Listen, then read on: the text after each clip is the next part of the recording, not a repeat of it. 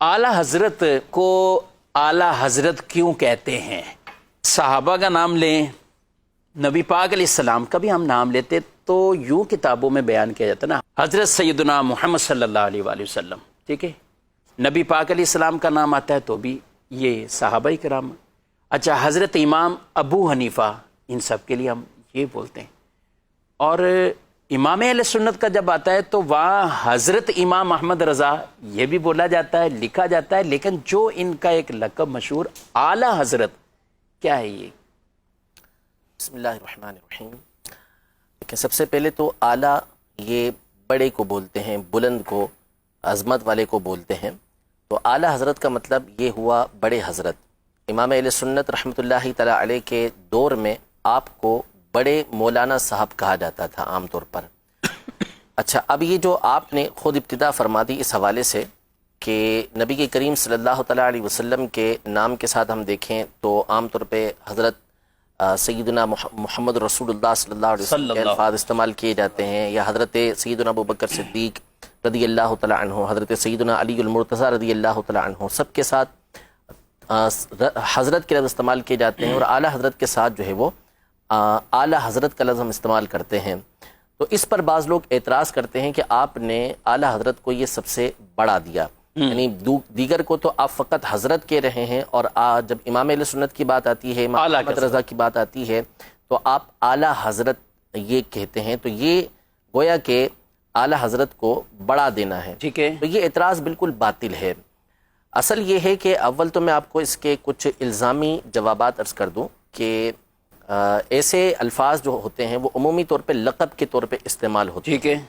और जब लक़ब इस्तेमाल होता है तो उसमें उसके ये नहीं होता कि इस्तिग़राक़ी, यानी उसके तमाम के तमाम अफराद यहाँ पर मुराद हों, बल्कि एक मख़सूस तबका वहाँ पर मुराद होता है। इसकी मिसाल लीजिए, मिसाल के तौर पर हज़रत सैयदना हसन मुज्तबा रदी अल्लाह तआला अन्हु, जो नबी के करीम सल्लल्लाहु तआला अलैहि वसल्लम के नवासे हैं और जन्नती नौजवानों के सरदार हैं, लेकिन जब हम उनका नाम लेते हैं तो हम कहते हैं सैयदना इमाम हसन मुज्तबा, ठीक है।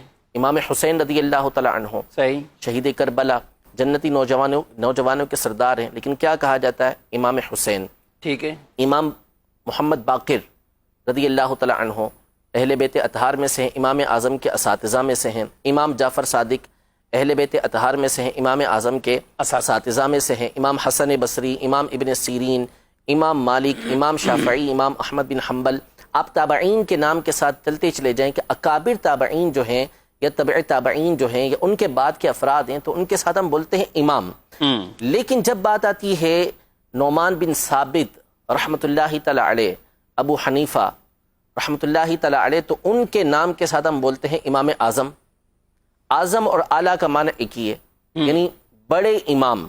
तो अब कोई ये इतराज़ करे कि यार आपने तो इमाम आज़म को इमाम हसन मुज्तबा से बढ़ा दिया, इमाम हुसैन से बढ़ा दिया, हालांकि ऐसा कोई भी नहीं कहता, ठीक है। ये एक मिसाल हो गई इल्मी एतबार से। अब मिसाल के तौर पर एक और मिसाल दुनियावी एतबार से, हमारे जो कायद हैं, हमारे रहनुमा, सबसे बड़े रहनुमा कौन है? नबी के करीम सल्लल्लाहु तआला अलैहि वसल्लम की ज़ात गिरामी। हमारे कायद हम ये कहेंगे कि अबू बकर सिद्दीक़ रदी अल्लाह तआला अन्हु हैं। हमारे कायद खुलफ़ाए राशिदीन हैं। हमारे कायद अहले बैत अतहार हैं। हम कायद कहते हैं कि कायद अहले सुन्नत फ़ुला कायद, फ़ुला कायद, फ़ुला कायद। लेकिन जब मोहम्मद अली जिन्ना साहब का नाम आता है तो हम क्या कहते हैं? कायद आज़म। तो क्या कायद आज़म कह के हमने उनको नबी के करीम सल्लल्लाहु अलैहि वसल्लम से बड़ा कायद बना दिया? हरगिज़ ऐसा नहीं। तो असल ये है कि ये जो लक़ब होते हैं, इस तरह के जो अल्फाज होते हैं, इनको बोलते हैं कि ये उमूर निस्बिया में से हैं। उमूर निस्बिया का मतलब ये होता है, जैसे मिसाल के तौर पर मैं ये कहूँ कि सबसे बड़े आलिम जो है सज्जाद भाई, मुफ्ती सज्जाद साहब हैं, ठीक है। तो अब कोई ये कहेगा कि क्या मुफ्ती सज्जाद साहब, जिनको मैंने सबसे बड़ा आलिम कहा, तो ये क्या मुफ्ती कासिम साहब से भी बड़े आलिम हैं? ज़ाहिर सी बात है कि हम में से कोई भी नहीं कहेगा कि मुफ्ती कासिम साहब से बड़े आलिम हैं। बल्कि इसका मतलब क्या हुआ कि हम जो यहाँ पर अफराद मौजूद हैं, हम में सबसे बढ़कर इल्म के अंदर ये हैं। तो इसका मतलब ये है कि इस तरह के अलकाबात जब इस्तेमाल होते हैं तो मखसूस तबका, मखसूस दायरा, ये मुराद होता है। तो आला हज़रत इमाम अहले सुन्नत रहमतुल्लाहि तआला अलैह के लिए जब ये लफ्ज़ इस्तेमाल किया जाता है तो इसका मतलब ये होता है कि आप अपने ज़माने के अफराद और अपने माबाद के अफराद के ऊपर फ़ौक़ियत रखते हैं, अपने बाद वाले अफराद के ऊपर आप फ़ाइक़ हैं, बुलंद हैं उनसे علم کے اندر، تقوی کے اندر، عشق کے اندر، ان تمام چیزوں میں اللہ نے آپ کو بلندی عطا فرمائی تھی، اس لیے علماء نے آپ کو اعلی حضرت کا یہ لقب دیا۔ نعوذ باللہ اس کا مطلب یہ نہیں ہوتا کہ پچھلے جو بڑے بڑے اکابر گزرے ہیں ان کے اوپر اعلی حضرت رحمۃ اللہ تعالی علیہ کو کوئی فوقیت دی جا رہی ہو۔ قرآن مجید فرقان حمید میں اللہ تبارک و تعالی ارشاد فرماتا ہے یرفع اللہ الذین آمنوا منکم والذین اوتوا العلم درجات، کہ اللہ تبارک و تعالی تم میں سے ان لوگوں کے درجات کو بلند کرتا ہے جو ایمان والے ہیں، بالخصوص ان کے درجات کو بلند کرتا ہے کہ جو علم والے ہیں۔ تو امام اہل سنت علم کے اندر اپنے زمانے کے اندر سب سے فائق تھے، اس اعتبار سے بھی آپ کے درجات کے دوسروں سے بلند۔ قرآن پاک میں ایک اور مقام پہ اللہ تبارک و تعالی ارشاد فرماتا ہے وَأَنْتُمُ الْأَعْلَوْنَ إِن كُنْتُم مُؤْمِنِينَ، اگر تم ایمان والے ہو، مومن ہو تو تم ہی اعلیٰ ہو۔